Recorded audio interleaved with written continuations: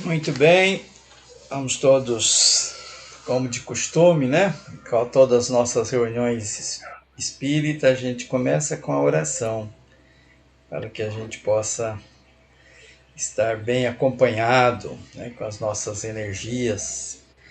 E a gente pede a todos que se ligue a Deus, nosso Pai, Jesus, nosso Mestre, a esses benfeitores espirituais responsáveis por esse trabalho de divulgação, de reflexão da doutrina espírita, que acontece às terças-feiras, no Centro Espírita Ninfo Paulo Correia.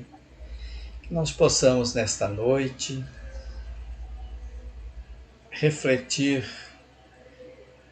em torno do Evangelho do Cristo, em companhia do Vladimir, que as suas reflexões possam nos tocar, que cada um de nós possa se sentir motivados para as mudanças tão necessárias que viemos em busca quando reencarnamos na Terra, que nós possamos buscar essas transformações para melhor, para o nosso aprendizado, para o nosso crescimento espiritual.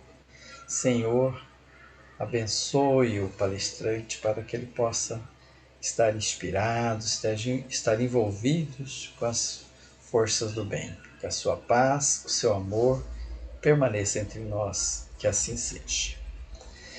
Muito bem, hoje estamos tendo a presença do Vladimir mais uma vez, já é amigo antigo, né, que sempre está presente.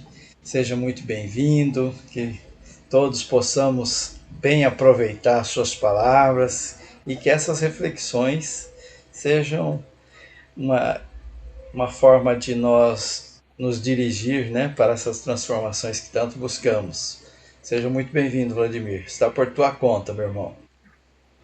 Gente, boa noite. Muito obrigado pela gentileza. É uma alegria estar com vocês. Eulália, a Deusa, Tiãozinho, o Odilon, o Maurício, parece que ele está viajando, né? Isso. Ele mandou mensagem agora. Eu acho que você falou a palavra certa. O Evangelho, ele é um conhecimento para nos transformar. Se você sabe de alguma coisa e você não faz, então você não sabe. Você só sabe quando faz. Então, o Evangelho é um aprendizado que a gente está adquirindo, mas para viver melhor, né? Para vivenciar. Não é apenas para saber. Porque se eu souber e não fazer, não adianta nada na minha vida. Não muda praticamente nada. Eu tenho um amigo que ele é islâmico. E ele sempre presta serviço para mim, aqui em casa, e a gente conversa muito, né? Ele é muito esclarecido, ele tem uma visão mais cristã do que a gente que é cristão. E aí ele falou mais ou menos essas palavras que o Odilon usou hoje, que nós precisamos mudar, nós precisamos aprender, nós precisamos nos conhecer para corrigir os nossos erros, né? As outras pessoas, a gente não precisa se preocupar com a vida delas. E também, se a gente puder auxiliar, ótimo, mas se não pudermos, elas têm um trabalho delas a fazer. Então, se a gente for observar, em todas as religiões, o nosso desafio é a gente se conhecer para se melhorar, né? E o cristianismo e o espiritismo está também nesse caminho. Então, nós trouxemos hoje uma parábola que, por mais uma coincidência, a Rejane postou hoje no Instagram sobre a semeadura, né? Que todos nós semeamos. A nossa vida é uma semeadura. Às vezes semeamos sementes boas, então a colheita será boa. Mas às vezes também podemos semear sementes ruins. Então a colheita será ruim, de coisas ruins. E se a gente não semear nada, também não vamos colher nada. Então, está nas nossas mãos a nossa vida, né? A vida que eu quero ter, eu preciso semear antes de ter essa vida que eu desejo. E aí eu escolhi a parábola do semeador, porque nela está contido a moral de todas as outras parábolas, né? E por incrível que pareça, nessa parábola, Jesus já antecipa umas 5 ou 6 parábolas também, que a gente imagina que ele contaria depois, né? Então, vamos lá. Sobre a questão das parábolas. Muita gente acha ruim, porque a parábola, ela é um ensinamento com elementos de conhecimento das pessoas e que no final tem um ensinamento. Só que não precisa ser totalmente realista, né? Por exemplo, de um grão dar 100 grãos, isso é quase impossível, né? Mas não é problema, porque Jesus não precisava ser tão realista. Ele tinha que deixar um ensinamento moral. Então, algumas pessoas reclamam que por Jesus ter deixado parábolas, e não ter deixado claramente, faça isso, não faça aquilo, as pessoas podem ficar perdidas. Mas, por outro lado, tem pessoas que agradecem por Jesus ter contado esses ensinamentos em forma de parábola, porque cada vez que você analisa a parábola, você tem um entendimento diferente, de acordo com a sua experiência pessoal, né? Então, à medida que a gente for amadurecendo espiritualmente, intelectualmente, tudo na vida, à medida que a gente for amadurecendo, a gente vai entendendo melhor as parábolas. Então, as parábolas têm um ensinamento infinito. Depende de nós interpretarmos, né? E aí, então, vamos para a parábola. Jesus, provavelmente, segundo 2 evangelistas, Jesus já havia contado parábolas antes. Mas, segundo Marcos, não, era a primeira vez que Jesus contava uma parábola. E a gente sabe porque, assim, Jesus esperou o momento certo de começar a contar as parábolas. Porque se ele contasse muito cedo e isso se propagasse muito cedo, talvez ele fosse perseguido muito cedo e acabaria a missão muito cedo, né? Então, foi muito intensa a vida de Jesus. Quando ele começa a divulgar esse evangelho, ele é muito rápido, né? São poucos anos. Interessante porque a própria vida de Jesus era um ensinamento. Então, antes de a parábola ser um ensinamento, a vida de Jesus era um ensinamento. Assim como algumas pessoas que a gente conhece, né? A gente observando as pessoas, a gente aprende a viver melhor, a ser uma pessoa melhor, né? A gente observa aquilo e quer para a gente também. Então, a vida de Jesus é um ensinamento, as histórias que Jesus contou, outro ensinamento, e os atos dos apóstolos, né? Então, essa parábola do semeador, Jesus chega à praia de Cafarnaum, e aí o que acontece? A praia vai enchendo. O pessoal sabe que Jesus está lá, e aí a praia vai enchendo. E aí Jesus sobe num barco, para ser melhor visto, né? E também porque já estava cheia a praia. E aí ele começa a parábola. Então, ele começa assim, segundo Mateus, né? Ouvir. Então, ouvir significa prestar atenção, porque o que eu vou falar agora é importante, né? E talvez as pessoas já conheciam Jesus, porque se reuniu um grande número de pessoas. E aí ele diz assim, ouvir. Porque geralmente, e naquela época principalmente, o aprendizado se dava pelo ouvir. Não existia tantos livros, não existia rádio, televisão, cinema, telefone, né? Computador, então tinha que ouvir mesmo, né? Aí, a hora que ele começa a parábola, ele começa com um pronome, né? Eis que. Então, esse eis é um pronome demonstrativo, né? Ele quer mostrar para a gente que ele pediu para a gente observar, né? Ter atenção com os ouvidos. Mas agora ele pede que a gente tenha atenção com os olhos também. E é interessante porque essa parábola Jesus primeiro vai contar para a multidão de leigos, né? De pessoas comuns, mas depois ele continua a explicação da parábola em particular com os apóstolos. Aí, quando ele continua a explicação com os apóstolos, é que ele entra as outras parábolas, né? Então, ao falar ouvir e eis que, Jesus está falando para a gente, ó, presta atenção no que eu vou falar, né? Presta atenção que é importante. E no final, para os apóstolos, ele vai falar assim, quem tiver ouvidos de ouvir, que ouça. E quem tiver olhos de ver, que veja. Então, assim, tudo está ligado ao nosso entendimento, né? Talvez a multidão não fosse entender a parábola na sua profundidade. Mas ele esperava que os apóstolos já tivessem algum entendimento disso. Mas sabendo que cada um veria de acordo com a visão que tinha, ouviria de acordo com a audição. Então é muito interessante isso. Não adianta a gente querer que todos tenham o mesmo entendimento, porque isso é impossível, né? E aí, gente, então ele começa: eis que o semeador saiu a semear. A função do semeador é semear, né? E esse semeador da história de Jesus é muito interessante, porque Jesus não diz se o semeador é homem ou mulher, jovem ou velho, se é judeu ou estrangeiro, ou gentio, ou ateu. Então, o semeador é qualquer pessoa. E isso para nós tem um significado muito grande, que Jesus, a doutrina de Jesus não tem preconceito, gente. Quem tem preconceito são os cristãos que não entendem a mensagem dele, ou que carregam esse preconceito de outras áreas da vida. Mas Jesus não discriminava ninguém. Eu digo assim, que essa parábola é como se fosse chegando alguém na nossa casa, na nossa residência ou na nossa casa de oração. Quando chega alguém lá no centro espírita, a gente não tem que ficar questionando quem é a pessoa, de onde ela vem, se ela é boa, se ela é justa ou se ela é injusta, se ela é má, né? Porque Jesus não discriminou. Então, o semeador é qualquer pessoa. O semeador somos nós ou quem chega até nós. Eis que o semeador saiu a semear. Então, segunda lição, o semeador não transferiu a responsabilidade para outra pessoa. Ele mesmo saiu a semear.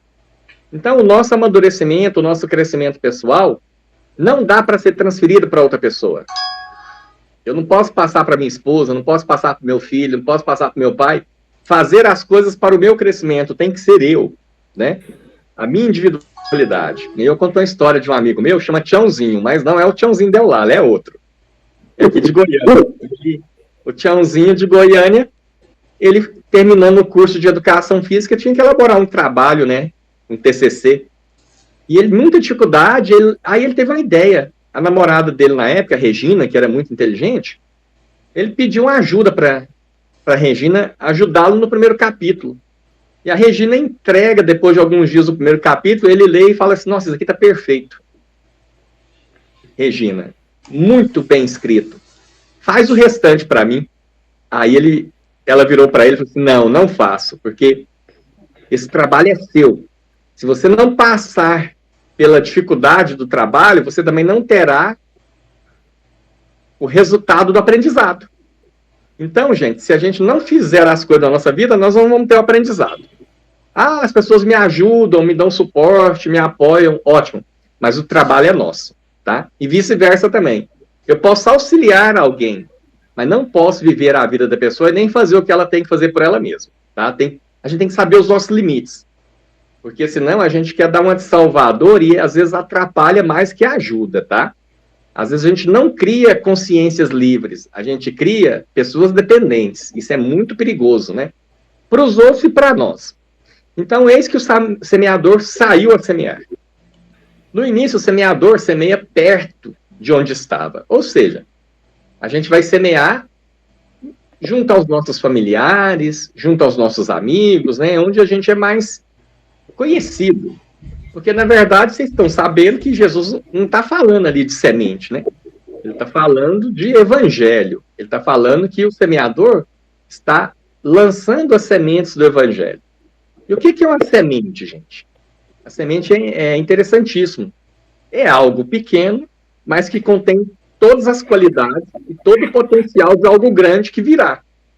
Então, a semente é pequenina, mas ela pode criar uma árvore gigantesca, e essa árvore gigantesca pode dar bons frutos, muitos frutos, né?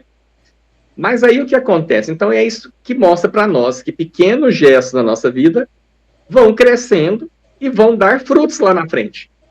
Se os pequenos gestos são bons, vão dar frutos bons, mas se os meus pequenos gestos são ruins, vão dar frutos ruins. Como é que eu sei? É simples, né? Se a minha vida hoje está mais ou menos ou boa, é porque eu fiz alguma coisa mais ou menos ou bom no passado. Mas se a minha vida está ruim, é porque eu plantei sementes ruins no passado, tá? Então a gente tem que se observar sempre o tipo de sementeira que a gente está fazendo na vida, né? Então eis que o semeador saiu a semear. Então, no início ele lançou os sementes, que seria o conhecimento do Evangelho, a Boa Nova. Só que a primeira terra, ela não tinha profundidade, né? Então, como não tinha profundidade, a semente não entrou. Então, essa primeira terra significa aquelas pessoas que não prestam atenção, né? Elas recebem, às vezes, o ensinamento, recebem a convivência de pessoas boas, recebem a conversa boa, mas elas não estão interessadas, então, elas não tiram proveito desse aprendizado, dessa conversa, desse contato com pessoas boas, né? Aí o que acontece? A semente não germina. Então, as ideias não entram em nós, né? Aí ele continua a semear, porque a função do semeador é semear, né? E a nossa função qual que é? É viver. Então, no segundo solo, ele lança a semente, mas a terra é muito dura. Então, o que acontece? A semente não penetra na terra. Então, o primeiro era o desinteressado, é o que, depois eu vejo isso, depois eu faço. E nunca vê e nunca faz, né? Nunca faz a mudança necessária. O segundo é porque ele é endurecido, gente, né? Ele acha que ele é daquele jeito, ele acha que não pode, não precisa mudar. Geralmente essas são as pessoas orgulhosas, né? O orgulhoso, ele acha que sabe demais, então por que ele vai aprender algo novo, se ele já sabe tudo, né? Geralmente é a pessoa egoísta, que quer tudo para ele, e ao querer tudo para ele, ele fica infeliz. Então o egoísta, ele tem uma desilusão muito grande na vida, porque ele acha que ao querer tudo para si, ele vai ser feliz. Mas ao querer tudo para si, ele se isola dos demais e ele não é feliz. Então é outro ensinamento da parábola, né? A gente semeia não é só para a gente. A gente semeia é para todo mundo, né? Para quem está perto de nós. Assim como quem está perto de nós semeia na nossa vida, né? Então, gente, aí vem o terceiro solo. Ele continua a semear, só que o solo tinha muitos espinhos. E aí o que aconteceu? Algumas sementes que caíram na terra nasceram, mas os espinhos sufocaram as sementes que estavam ali na terra. Então o que acontece?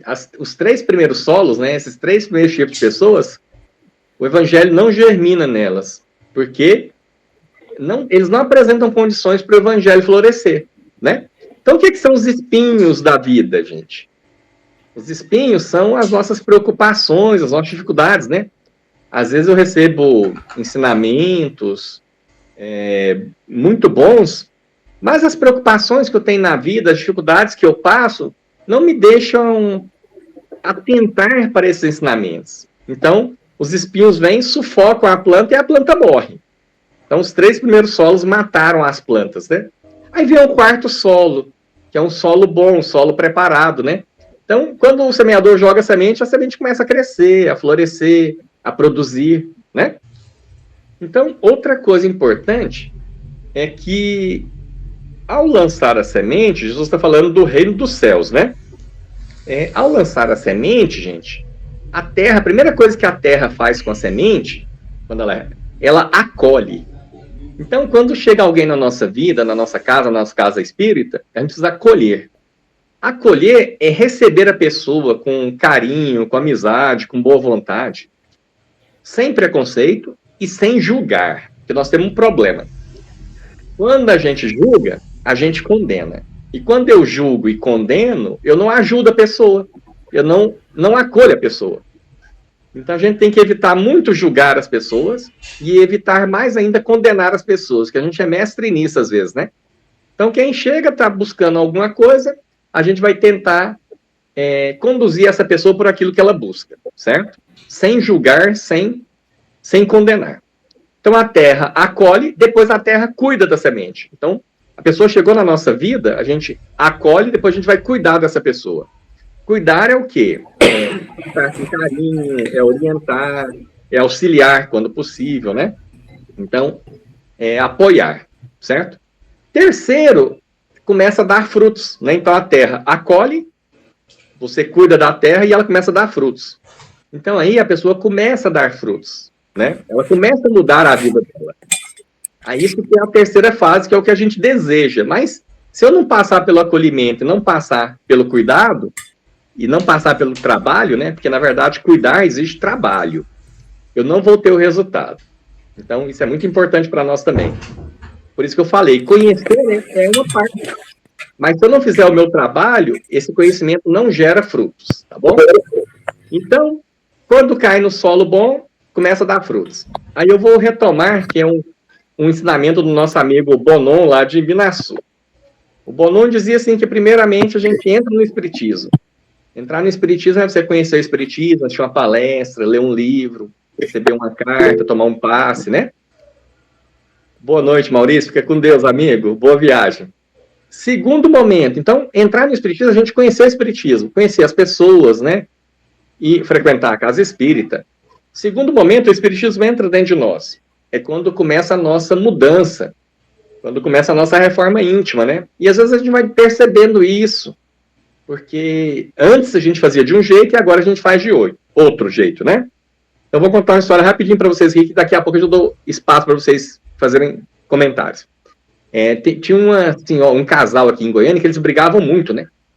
E aí a senhora foi fazer um curso na casa espírita ali no Segal, setor Coimbra. E aí o que aconteceu? Um dia o marido saiu de casa e levou a chave. E não deixou a chave para a esposa. E aí a esposa chegou em casa, chegou uma hora mais cedo e ficou esperando lá na porta, né? Quando o marido chega, ele já pensou, nossa, vai ser uma briga daquelas hoje, né? E aí ele começa a abrir, ele abre o portão, a mulher entra, a mulher começa a conversar com ele, aí ele abre a porta da sala, a mulher entra na casa, e eles estão conversando, e ele está esperando ela brigar com ele, né?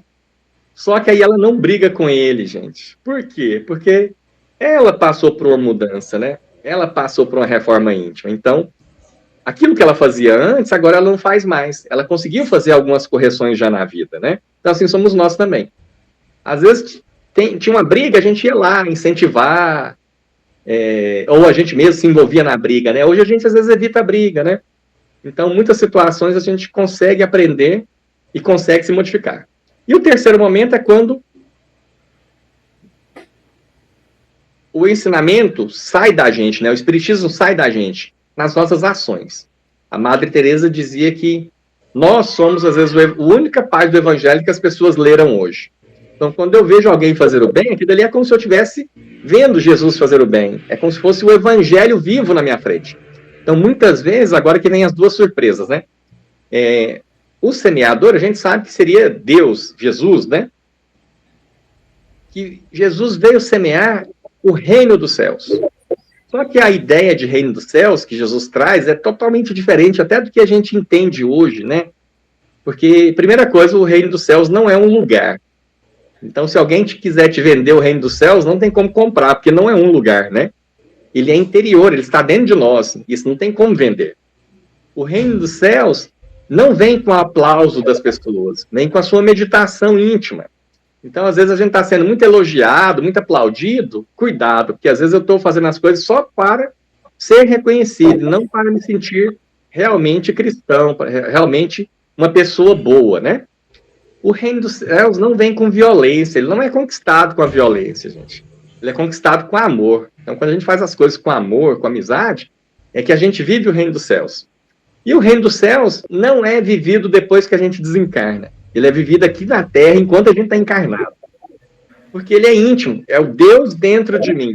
Então, eu preciso que Deus esteja dentro de mim para que eu viva esse reino, né? Então, não precisa de eu desencarnar. Ele pode estar dentro de mim aqui, no mundo, na Terra mesmo, né? Enquanto eu estou encarnado na Terra. Então, a primeira mensagem simbólica, né? Mais uma mensagem simbólica é que Jesus, o semeador, veio trazer o reino dos céus, né? E na parábola, gente, Jesus fala de pôr a candeia em cima da mesa para que todo mundo que chegue seja iluminado, não pôr o conhecimento embaixo da mesa, não esconder o conhecimento, né? Que quem tiver entendimento, que ouça, né? A quem mais foi dado, mais será cobrado, né? E a quem pouco foi dado, se não for cuidado, lhe será tirado. Então, junto aos apóstolos, Jesus explica essa parábola com detalhes e ele aprofunda e já dá início a outras. Bom, e aí o que acontece? Então, a primeira surpresa nossa é que as sementes que o semeador lança é o reino dos céus. E a segunda é que lá na história parece que nós somos a terra, né? Que estamos esperando a semente. Então nós estamos esperando o reino do céu chegar até nós. Só que não, Jesus está falando que nós somos semeador da nossa vida, né? Nós também somos terra, mas somos semeadores também. Então a gente precisa semear na nossa vida, né? Para a gente depois colher. Então nós somos os semeadores.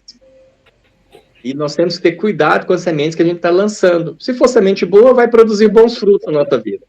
Mas se a gente estiver lançando sementes ruins, gente, nós vamos colher frutos ruins lá na frente, tá?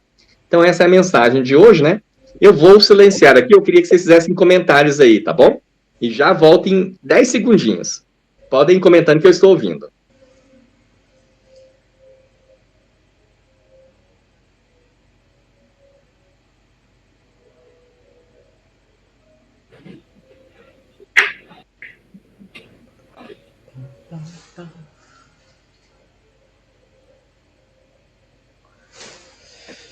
Vamos lá, gente. Vamos comentar?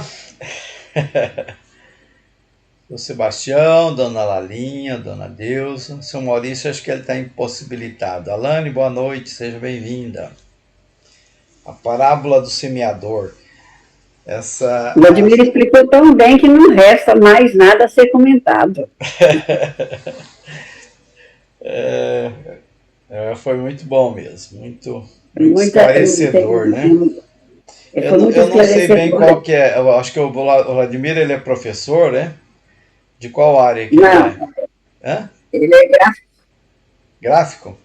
Ah, tá. Ele é dono de gráfico. Eu não sei o que ele faz lá, não, mas ele deve ser designer, né? Não sei, que sempre ele fala em faculdade, agora mesmo falou sobre trabalho acadêmico, né? Imaginei que ele fosse da área. Ele deve de ser administrador, né?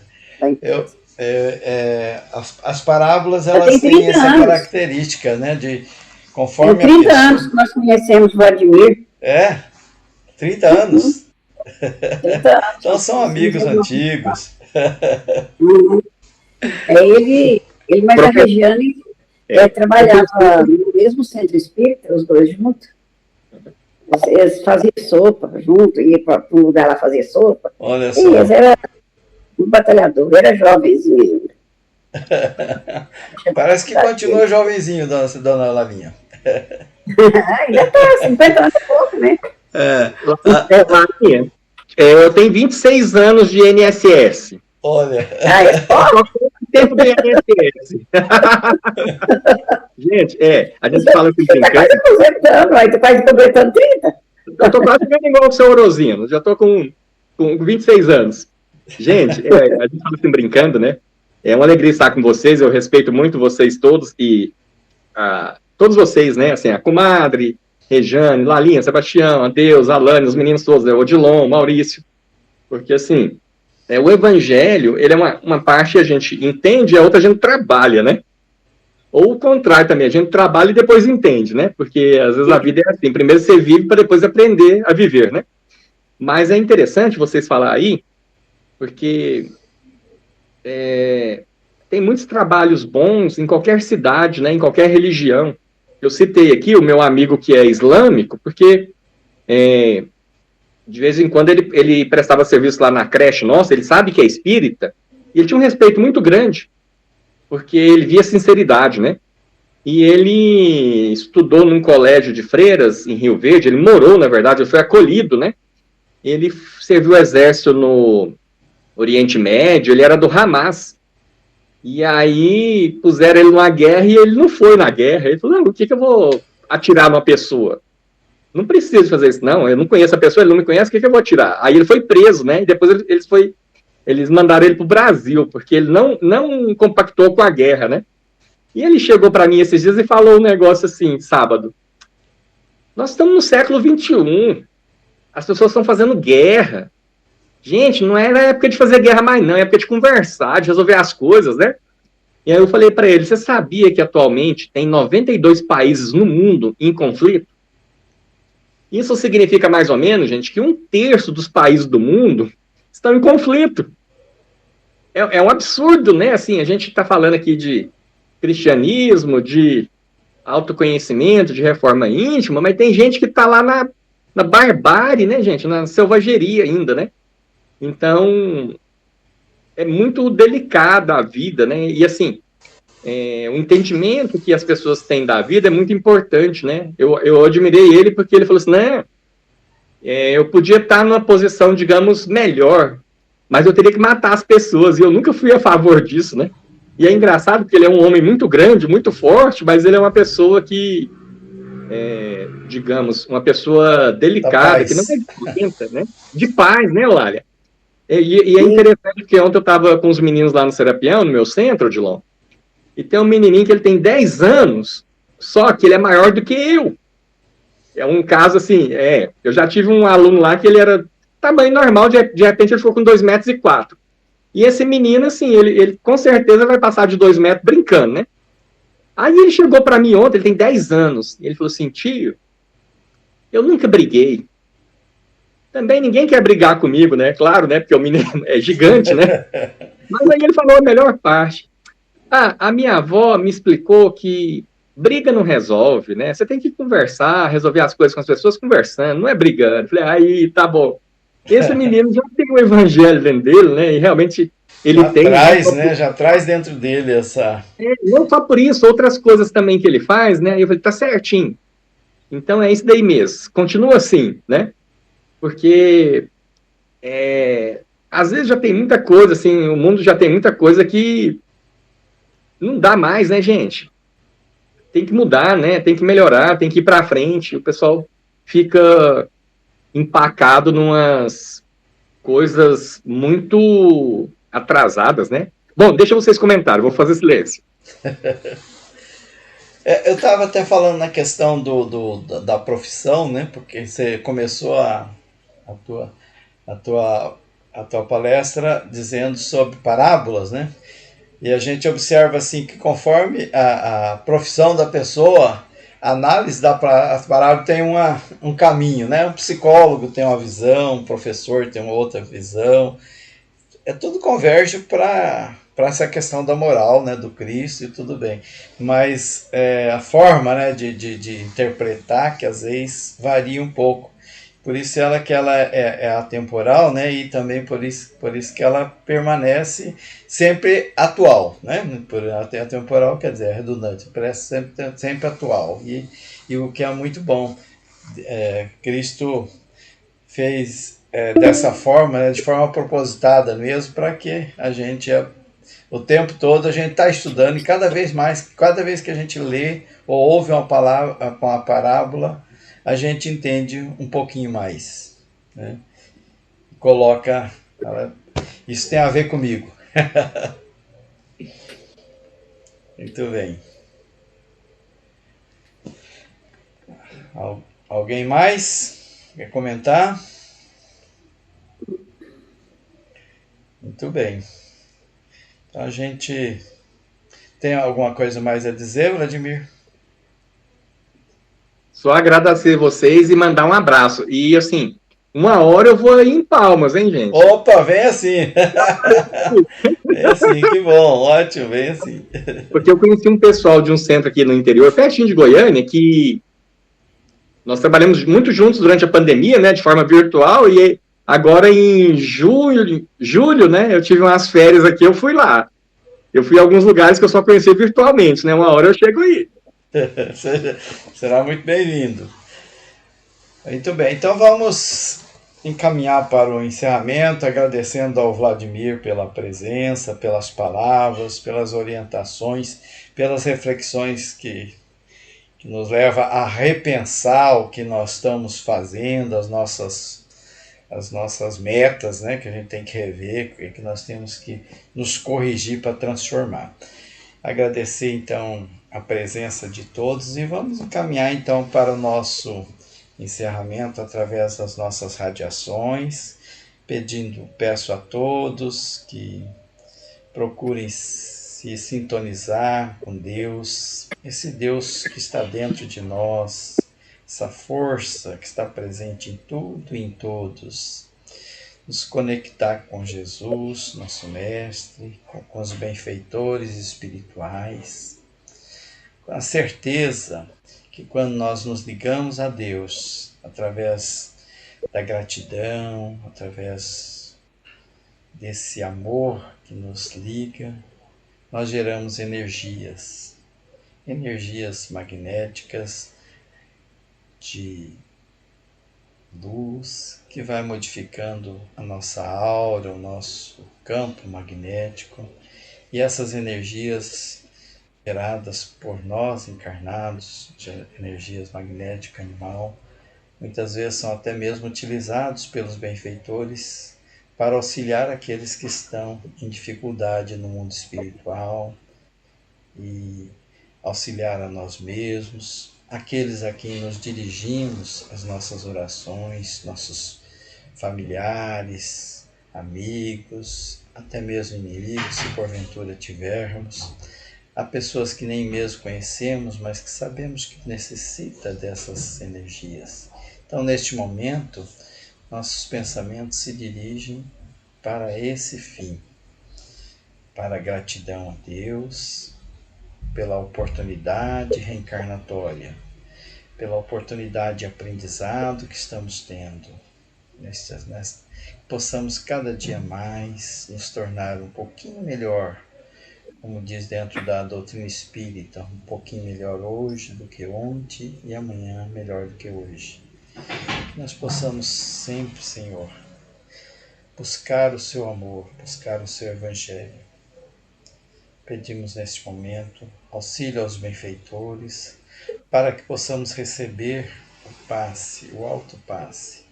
Nós, através dos movimentos de nossas mãos, em torno de nosso corpo, nós são retiradas essas energias mais densas, algumas energias deletérias que acumulamos por conta dos nossos desequilíbrios emocionais, por conta às vezes das nossos sentimentos em desequilíbrio, estão sendo retirados ou transformados em nome de Jesus.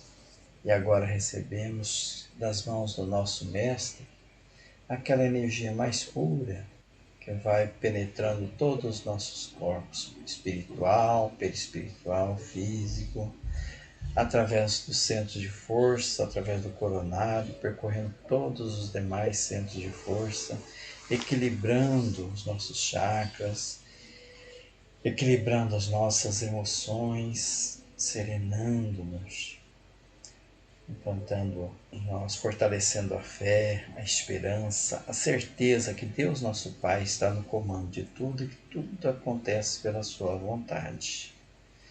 Graças a Deus, dirigimos agora as nossas mãos àquela água que colocamos ao nosso lado, que ela será modificada, magnetizada e vai auxiliar naquela cura mais profunda a todos aqueles que dela fizerem uso. Graças a Deus, que a paz do Mestre Jesus permaneça entre nós. Que assim seja. Muita paz.